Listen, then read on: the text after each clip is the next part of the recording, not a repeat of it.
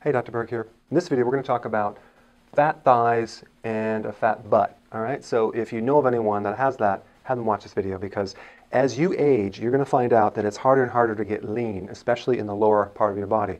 And let's first talk about some facts in the body. Okay. These are physiological facts.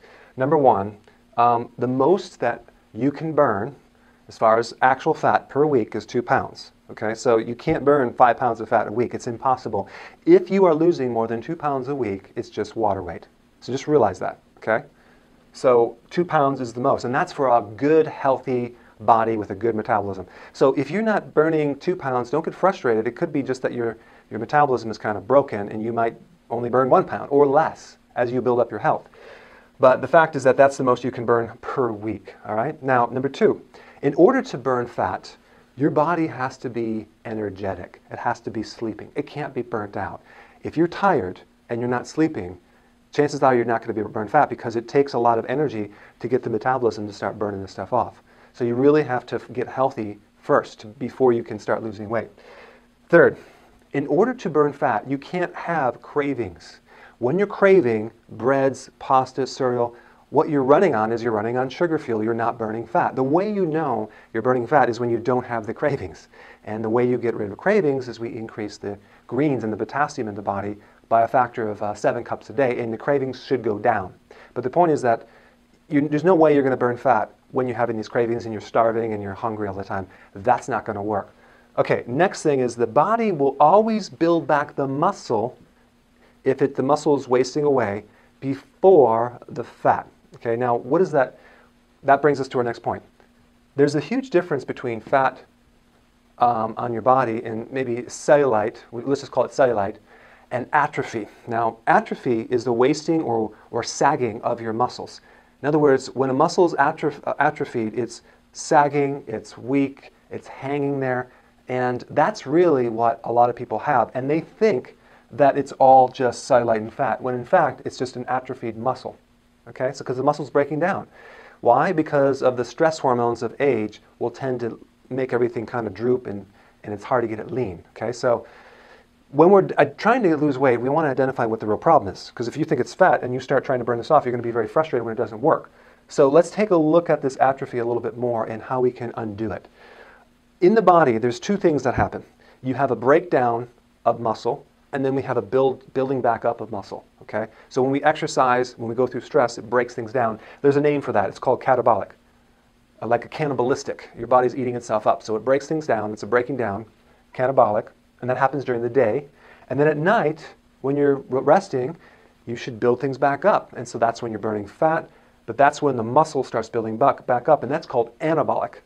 And you maybe heard that from like anabolic steroids or something like that. Your body makes certain hormones that build things back up. So really, a person, as they hit the age of 50, during menopause, and they get atrophy, they have a problem with this anabolic, catabolic thing. They have too much breakdown, but not enough building back up. Okay? Why? Because the hormones are messed up. So what can we do to improve that? Number one, we do not want to exercise every day. You don't want to overtrain. You want to take less frequent workouts and space it out and get more recovery. So we want to recover longer, we want to rest longer, we don't want to exercise over soreness. Why? Because when you're sore, that means your body is still in a catabolic state. Okay? Now, to speed up the anabolic phase where we build back up the muscles, there are certain amino acids that you can consume at the health food store. And you can get these even as one supplement. You have to find them. But the one that you need, and I would buy this as a single source of 3 different amino acids, leucine. Leucine is an amino acid that helps restore muscle tissue. Isoleucine is another recovery amino acid, and these are proteins, and valine, which will also increase the muscle repair. So find a supplement with all 3 of these, and I'll type them out down here in the blog. You can just click read more and get it. And then also you want the cofactors, because there's also associated things with these amino acids that help them work better, and that's called a cofactor. It's associated vitamin like B3, you need B3, B6, and vitamin C.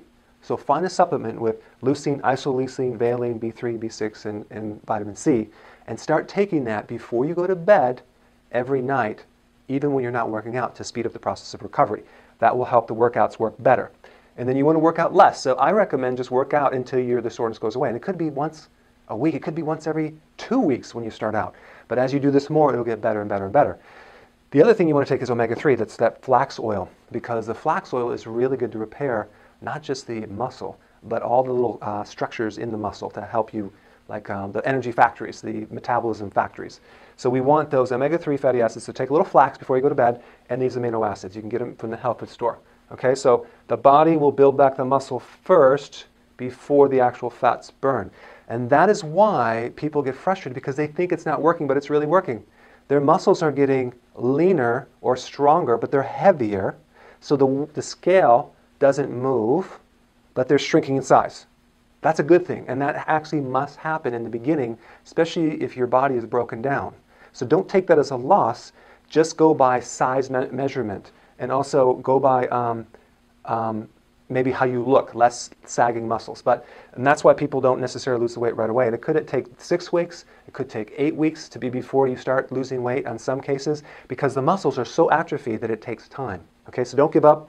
Apply this information and send me your success stories.